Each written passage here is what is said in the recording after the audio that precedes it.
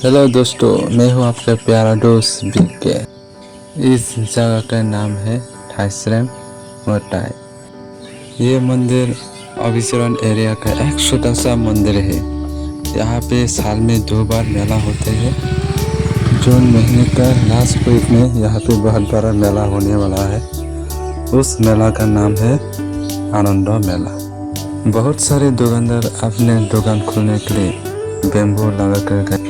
यहाँ पे कपड़े का दुकान, खाने का दुकान, गेम खेलने के दुकान बहुत सारे हैं। और यहाँ पे सब्जियाँ भी मिलती हैं और मीट भी मिलता है और बहुत सारे घर का जो सामान है यहाँ पे मिलता है। यहाँ पे लॉटरी भी होता है और खाने पीने का कोई प्रॉब्लम नहीं है। बहुत अच्छा से मेला होता है यहाँ पे।